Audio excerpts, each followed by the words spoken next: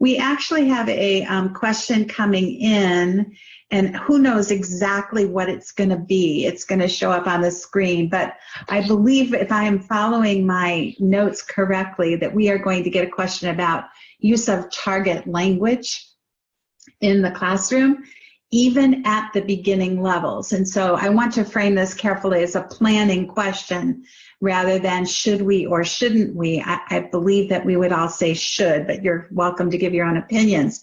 But how do we plan, if we do agree with that statement, how do we plan for that to happen? And the focus, the person who's asking the question, they would like for it to be on those beginning levels. So anyone have a passion around that and ready to answer that? Mm-hmm. I think. Go ahead, Mia.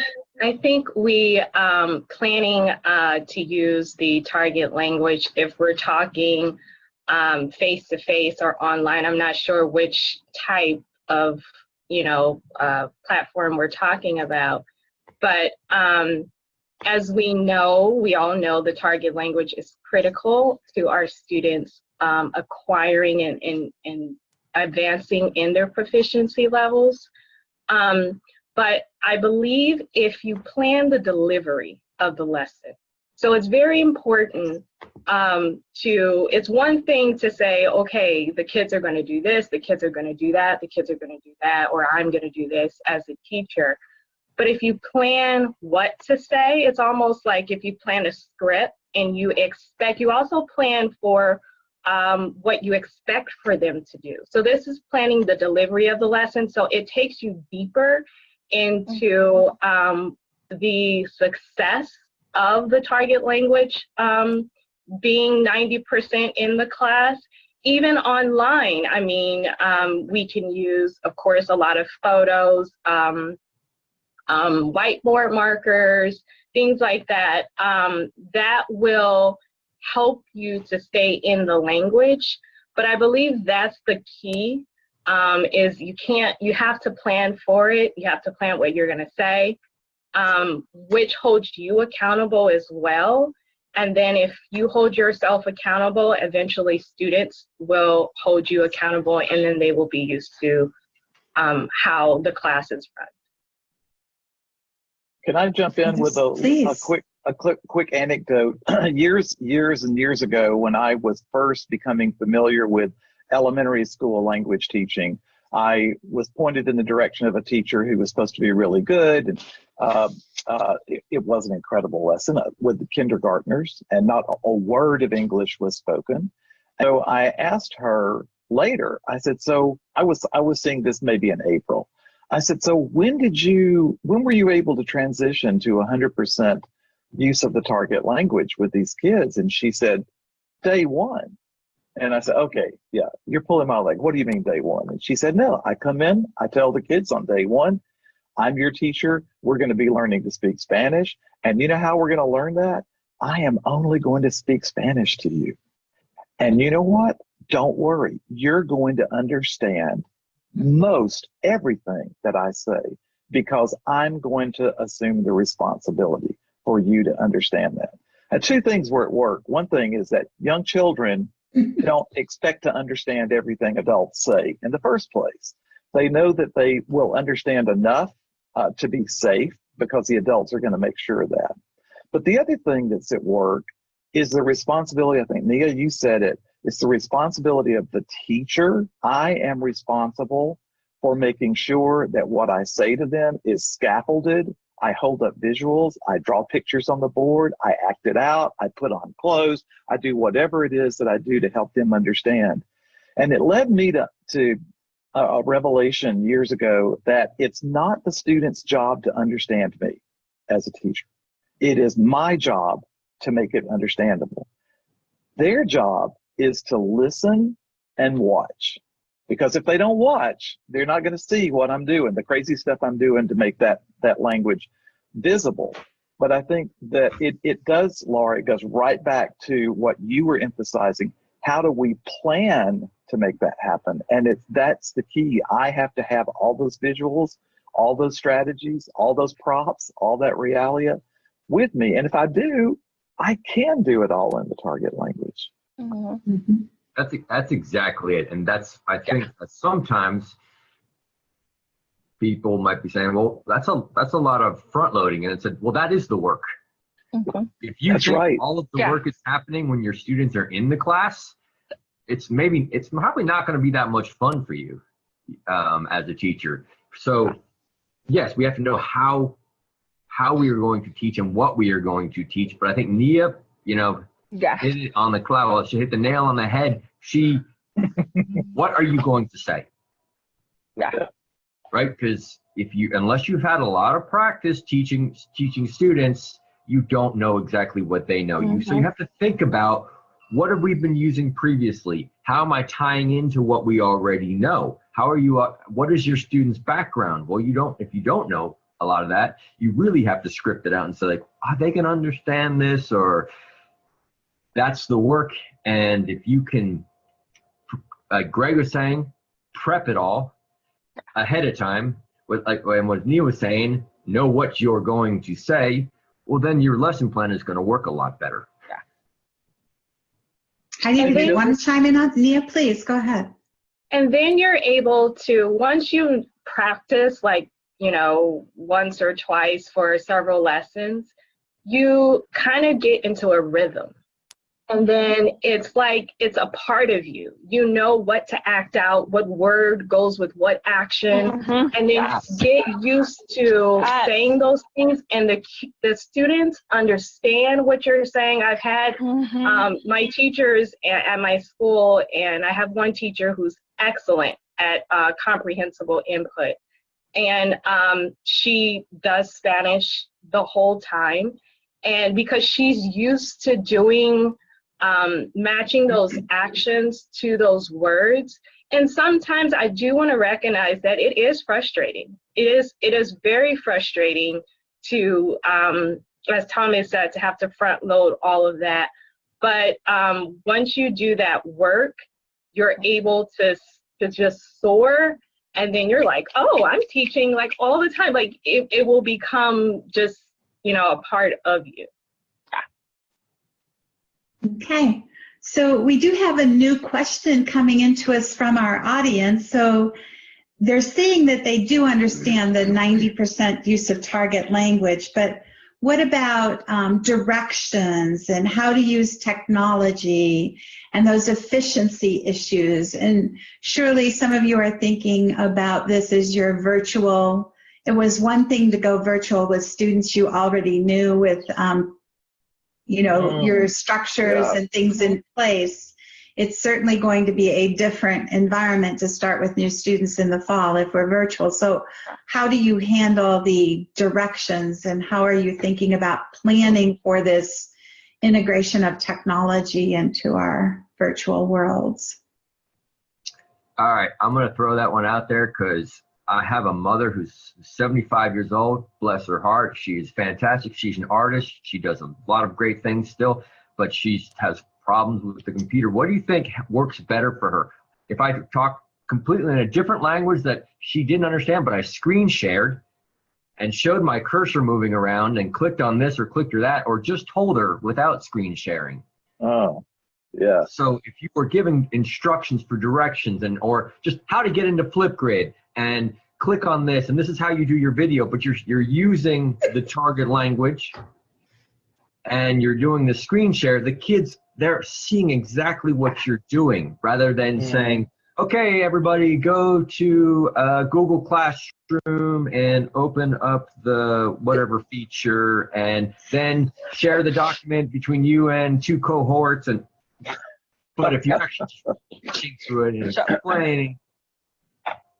So basically you're saying I would still do those directions in the target language, but I'm going to add that strong visual support and modeling that will make it more comprehensive. And patience. Patience. It takes a while. Okay, we're going to do our first Flipgrid. So as a teacher, you're like, okay, before we even get there, it's going to take 10 minutes. Be patient. Yeah. Well, I think that's an important thing too. First off, it is the teacher assuming the responsibility. I got to do whatever I got to do to make sure they understand this.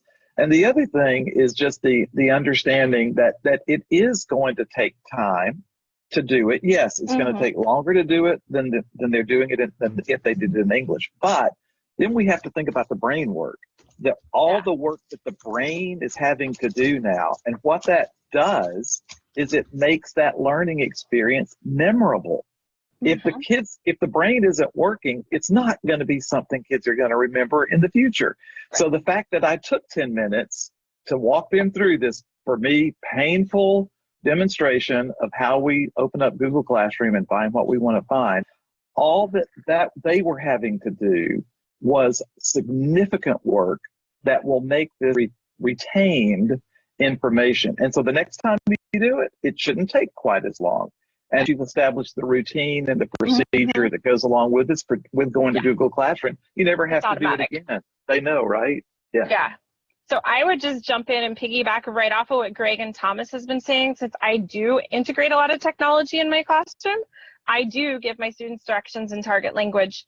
Like Thomas suggested, lots of videos. When you're in virtual, do videos. Even if you're in person, demonstrate it in your classroom in the target language. I have posters in my room that show the different tools, and it'll say like, click here, do this, do that, like common terms of, can I borrow a Chromebook charger? That's in my classroom. They know that one by heart now. I mean, just making it accessible to your students. And again, it is a lot of work on you at first, but like Greg said, they're going to start picking it up. Maybe the first time it might take your class 10 or 15 minutes to log on to something. The next week, you're down to maybe 5 minutes until it becomes automatic and routine for the kids. But keep it in the language. Reach out to us if you need help with that, because we're here to help and support you guys in that integration. I just want to add one thing. I loved Heidi in what everyone said. I kind of want to talk about the strategy of writing your directions out, because that's a whole, like, different, I guess, presentation in and of itself. But making sure that when you do, like, even if you do it in the target language, that you have the verb there, like, for example, explica, like explain, and it's bolded, it's underlined. It's very simple directions. Yes. Use as less words as possible. Yes. You should not be using like a long, elongated paragraph to where they get lost. Yeah. So it's very important to simplify. And then I would like to say also that if you put like step 1, step 2, step 3, that has helped my students a lot to follow along, even the parents, so that visually can really cut down a lot of anxiety, and it helps them to even, have more input. I think it's helpful to think about it like talking to 2- and 3-year-olds when you're getting that, teaching them to pick up their toys and how you have to say everything slowly and carefully and take them by the hand and walk them over and model it. And then you have to do that forever. And then how you have to go back to enunciating very clearly with a teenager who understands all your words, but for some reason chooses not to follow so carefully. But what language does a parent use besides first language to communicate? So I think if we put our heads into that position, like, so if my child's not listening to me and English is our language, what do? I can't switch to French. And yet somehow we think switching to English is the solution to comprehension. I just think we have to keep in mind what's possible in first language and replicate it to the best of our ability. We have another question from the audience. I think you guys are the exact right group to answer this, but given the social distance, I think it's going to pop up on our screen, given the social distance in the classroom, how can we modify those activities that we were just so comfortable with, like think, write, pair, share? How do we manage that effectively if we're in that virtual classroom so that we can still have this presence of spontaneous speech. And I know that some of you in the classroom probably tried that last year, and I think our people listening would love to hear some of your solutions. Heidi, you were like, please, me. Me. All right. Awesome. This is why you never call on volunteers in the classroom, right? All right. Please, Heidi, go ahead. This is a fabulous question. Thank you for submitting it. And what I would say, it can be done. It might be more tricky if you're face-to-face, but there's tools out there that you can use to get around it. So one tool we can try as educators is using Pear Deck, which is a fabulous tool that allows you to have that spontaneous integration where you can pop a question up on your board, or if you're virtual, you could pop it up on your screen share that you're sharing on your Zoom, your Google Meet. Your kids are all interacting there. Another option you can do is if you're allowed to use breakout rooms, whether you're in Zoom or breakout rooms are coming to Google Meet, again, throw up a question for conversation, Zoom the kids out into those breakout rooms, and they can have that spontaneous conversation. That dialogue goes on, and you as the teacher, you can be flying into those rooms and checking in on group one. All right, you're hearing them answering the questions. Pop into group two. Maybe they need a little scaffolding there. You can provide that to them. So there are ways. It's like we went back to our very first question. It's the how we get there. How do we get our students there? We might have to use some different strategies. It might not all be the same. Like we've said before, it could be more front loading on our end to design those activities and design how they might work. But there are tools out there, so just read through things, watch the sessions in the summit. There's so many good ones with lots of strategies, but it is possible. It's just a little more work, but you can do it. If I interrupt before you all, if you follow the learning tools in the summit, those will be the ones that have presenters who are featuring tech tools. And so you might want to pay close attention to those. But I know that Thomas, you may have used some other tools besides Pear Deck or meeting rooms, other strategies that you could share.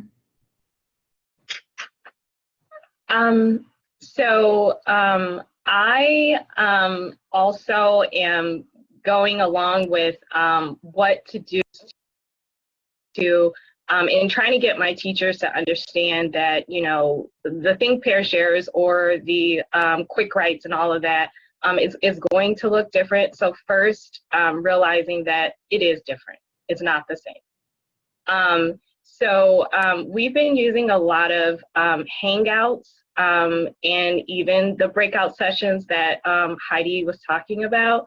So that really has helped students. We are looking forward more to doing more interpersonal speaking when it comes to online because of, the rush of trying to get everything together. But we're looking forward to do that more with Flipgrid, with more presentation writings with Padlet and all of that. So I would say to look at those resources and just to realize that it can be done. I was watching some sessions and I was like, oh, I guess we could do interpersonal speaking with Flipgrid, so it's possible. I'm going to chime in again. It's that front loading because some districts out there are not allowing Zoom, and we need to do something to connect students to students because they're more interested in talking with each other than with us, no matter how interesting I might be. So as you're looking for ways for the semester, I've already got set up personally to have 7 different Google Meet automatics, like just a slide to send out to students, and they can just click on one of them, or I can set the groups up. But I have those 7 rooms ready to go, so I can have small groups of students where they can click out of one meeting and go to the other. And myself as a teacher, I can do that. That's great. But that is practice, and that will take time, and that will take patience. For most teachers, that will take more than one screen. And for some teachers, that might take more than one computer if you don't know how to work with your audio settings very much. But we have communities in our classroom. If everything is coming from the teacher, I like the Flipgrid idea, but it's not synchronous. So it's a conversation asynchronous. So it's, I listened to this, I responded to this. 2 hours later, moves it to presentational a little bit. A little, and then, you know, even to the point of, I just learned that on my iPhone, you can have a screen, you can record your screen. So if you were having that iPhone video call, you can record the entire thing. Oh. Even with, if two students had the screen off, they could just record the entire thing, save it, and then send it to the teacher. Wow. So there's a lot of tools out there. But we're with you all. We all know that it takes time and there's a learning curve, but don't worry about getting too fast, because that learning curve is going to happen again when you get with your students. Yeah. Sure. Great. Laura, I have a confession, and like all of you, I mean, I'm not teaching kids, but I'm teaching teachers, and so I'm having to go through the same stuff that you guys are doing, but with teachers. And so one of the things that I'm finding as I'm planning professional development experiences that are happening through Zoom, for example, is how detailed I have to be in my transition planning. Because if I'm standing in front of a group of people, then I can pretty much wing this. I know how to say, okay, now we're going to do this, we're going to transfer to that. And by the way, a few little things to keep in mind. Well, you can't quite do it that way in Zoom.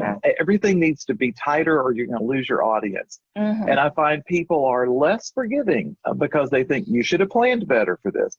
So that's a challenge. I'm doing a pair workshop next Tuesday for over 200 people by Zoom. And so I'm having to sit down and think about every little transition and how it will be different in Zoom than it will be in person. But the end result is they're still going to get this same kind of experience of being able to do pair work and to reflect on it. So anyway, that's just a Well, with that in mind, I'm going to move to this next question that they're going to post for us, because I think you've just touched on it, and this is a segue to that. Our audience is asking, so what is the attention span like in Zoom? I mean, we know that in the regular classroom setting that, you know, if we've read How the Brain Learns with David Sousa, we kind of have that attention span of 20 minutes, and there are certain things we should do within that 20 minutes to maximize learning. Have you found, and Greg, I think you just touched on this perfectly, that Zoom or whatever your platform is changes this notion of attention span, and how do we plan for that? Did you find that there were some variables that you tried to control if you were doing synchronous instruction in the spring? Were any of you synchronous in the spring? Oh, wow. Wow. We were not. In most places, I live in North Carolina, you were not allowed to be, or you were not allowed to require synchronous. Yeah. But even when we did synchronous, a lot of the students, you know, you needed to have those little 5-minute chunks, because not only, you know, these are hard enough when the students are in front of you. When they can be looking right at you and you think they're looking at it, like, because they have their phone underneath the camera, that can make it a little tougher. But you know, chunking that input, and then they need to be active, because if you have been speaking for 5 minutes, it's probably 3 minutes too long if they've done nothing. Yeah, right. I'd agree. So it's still going to be, Heidi, did you have some personal experience with that? And I know, sure, I'll jump in. So we had synchronous, but like Thomas said, his were not mandatory, ours were not mandatory either, and ours could only be up to 30 minutes once a week. And our students also were not required to have their cameras on. So that presented a whole nother challenge. Yeah. I didn't even, they could have literally just, thanks, Thomas. They could literally have just gone, be in a whole nother room playing Xbox, watching Netflix, anything. Wow. I'm like, doing whatever on another device. And even though I would ask for output from them, sometimes you would just hear the crickets. There would be nothing. And Or you'd get an occasional message sometimes pops up in the chat from them. It's like, oh, they're here. So I think, like we've been saying, we just have to be very intentional, do chunking, give them something where they're actually going to produce, so they're not just sitting and listening to you. Like, that's why I started using Pear Deck, because I could track exactly who was on, who was doing the output, and I would get that from them right away. I'd get a product. So I think just, again, be intentional, chunk it, and know that they will have other distractions around them. They also could be trying to take care of younger siblings. So just be purposeful and mindful.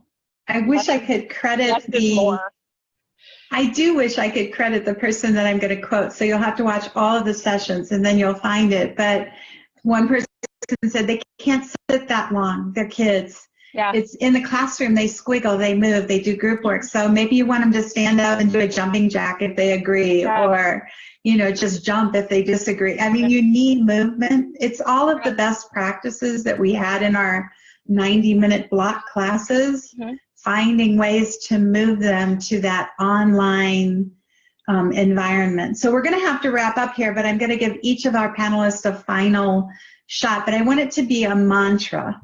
If you could just have, you know, that elevator speech, which is 30 seconds, maybe not even 30 seconds, but if in the back of your brain you were holding on to one thought with planning, with some of the questions we've had, what would you be saying to yourself over and over again? Or Greg, when you're training those 200, yourself saying, because I believe that there's too much coming at all of us right now.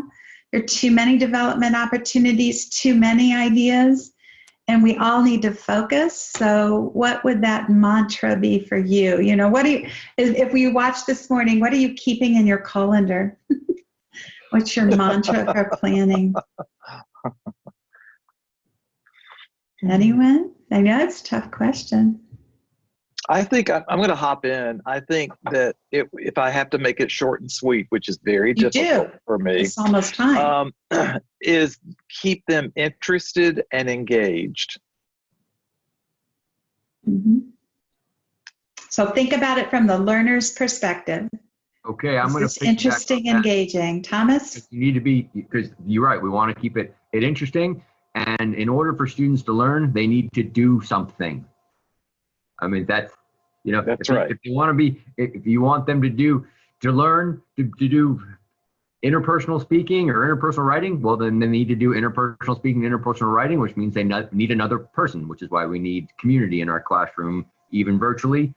We want them to show that they're doing interpretive and learn more, ask them some questions. But whatever it is, to learn, students need to do something. Okay, so what are our students going to do that's interesting and engaging? Heidi, or? Sure, I'll jump in. What I would say, my token advice, my mantra would be less is more. Know that you might be trying to throw all these things in your lessons because you've seen this person do that and this person suggests this and that, and then you just realize, oh my gosh, you have all these things. But like Rebecca said, focus yourself. She said it this morning and said it so beautifully. Focus, pick that one thing, that one skill, that one class, that one lesson. Focus in, less is more. Okay, focus, less is more. You get the closing words here. Okay. Yeah, did you have a mantra that you're keeping in your head? Yeah, I think what has gotten me through just this first half of virtual learning is to give grace to myself and to my students. Yes. Sometimes our students won't, produce what we imagine it to be, but know that if we stay in the course, that it will all work out for our good. Okay. Well, yes, one more thing, Laura. Just one more thing I would say is that our work, the student work, should have a dose of rigor. That there should be some sense of challenge for the learner. This is not too easy. It's the engaging, but it is cognitively engaging for their level, because I do think I agree. So we have cognitive engagement, giving ourselves and our students grace, because we're all in learning environments that are different. Less is more. We may not be able to do it all. And those are good words to leave on. So with that, I just want to thank you for your participation. I know that those who were listening probably got several insights out, and it will be posted. I know we had some sound issues out there on Zoom at the beginning, but hopefully we can clear those up for the final posting. And I hope that each of you enjoys the rest of the conference, participates in as many sessions as you can, but maybe most importantly, that you take some times for yourselves so that you can be refreshed and ready for all of is on your plate in this fall. So thank you very much, and I will say goodbye, and goodbye to our audience, and enjoy the rest of the summit. Thank you. Bye-bye. Bye, everyone.